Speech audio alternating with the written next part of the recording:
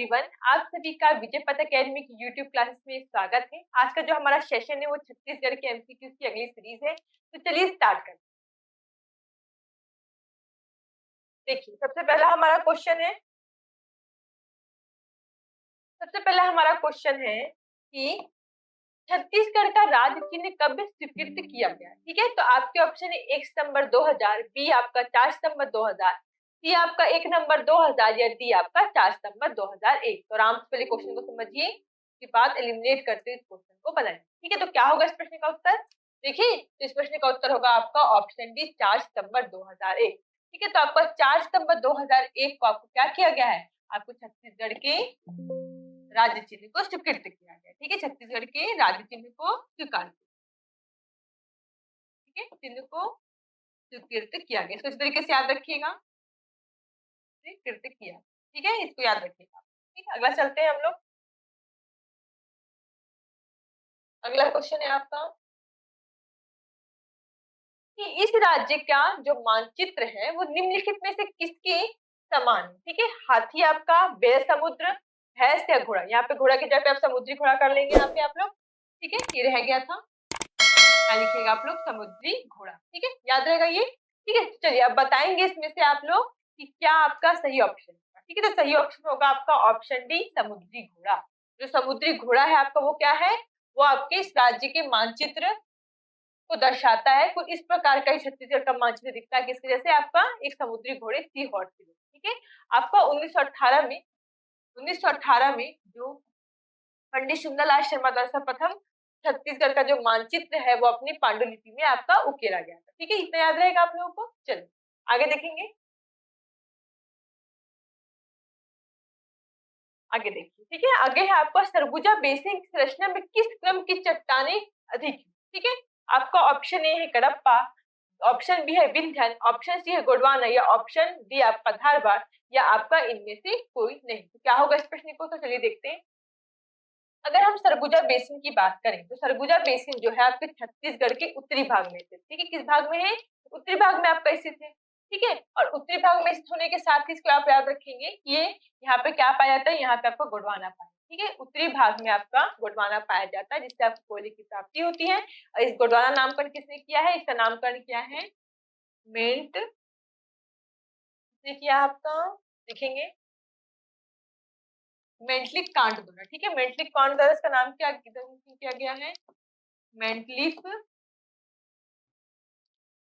Can't के द्वारा आपका गोंडवाना सेल समूह नामकरण किया गया। इससे क्या प्राप्त होता है? कोयला कितना परसेंट? 17%।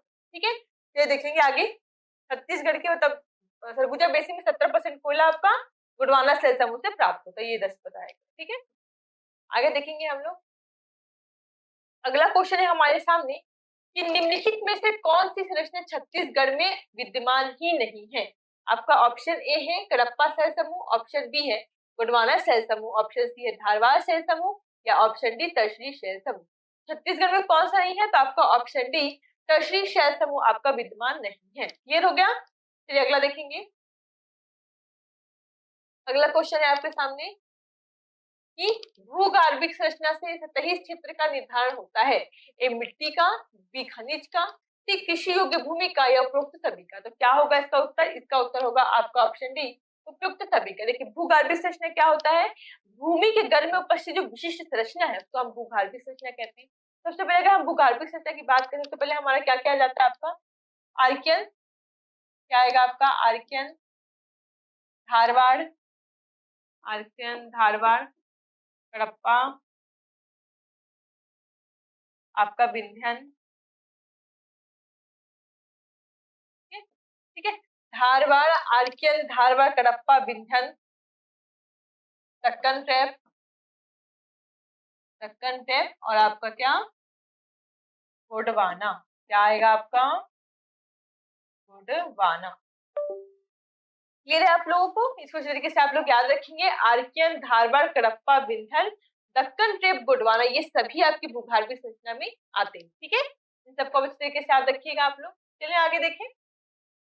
चलिए आगे देखते हैं। ठीक है, अगला हमारा क्वेश्चन है कि भूगर्भिक चट्टान है उनसे प्राप्त खनिज सुमेलित है। ठीक है। ए आपका दक्कन टेप, आपका बक्साइट, धारवाड़ अयस्क, आपका सी है आपका कडप्पा चूना पत्थर, या डी आपका उपरोक्त सभी। तो देखिए क्या होगा इस प्रश्न का उत्तर, चलिए देखते हैं। आपका है भूगर्भ चट्टान और उनसे प्राप्त होने वाले खनिज सुमेलित हैं। सबसे पहले क्या है आपका, देखिए दक्कन ट्रेप। दक्कन ट्रेप से क्या मिल रहा है आपका, दक्कन ट्रेप से आपका मिल रहा है बक्साइट, बिल्कुल सही है। आपको दक्कन ट्रेप से समूह से किसकी प्राप्ति होती है, बक्साइट की प्राप्ति होती है।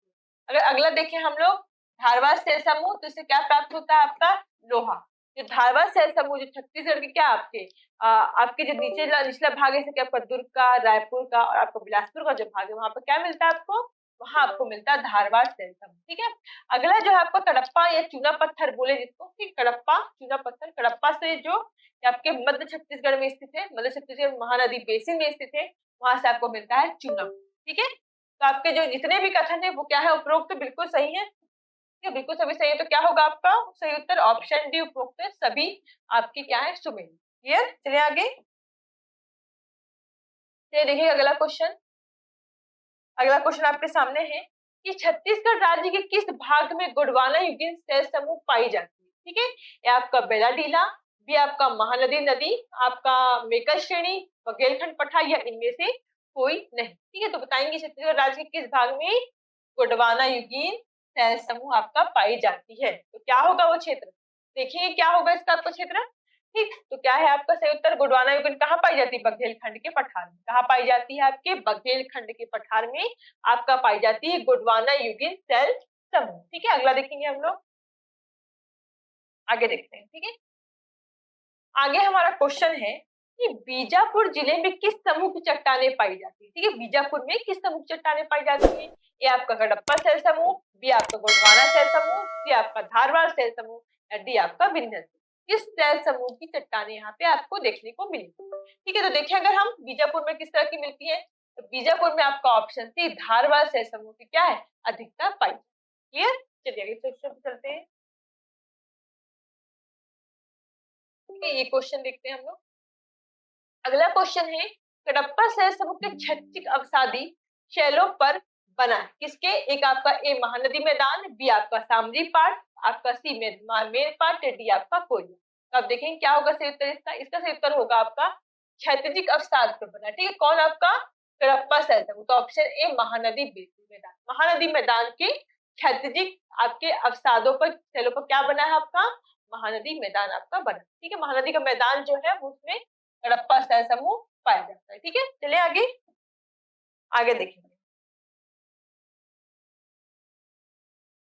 आगे जो है आपका क्वेश्चन कि कडप्पा सेल समूह के क्षेत्रीय, सेम आपका क्वेश्चन रिपीट हो गया, ये आपका अवसादी सेल पर बना है। तब क्या होगा इसका, ऑप्शन ए महानदी मैदान या महानदी बेसिन। क्लियर, चलिए आगे देखेंगे।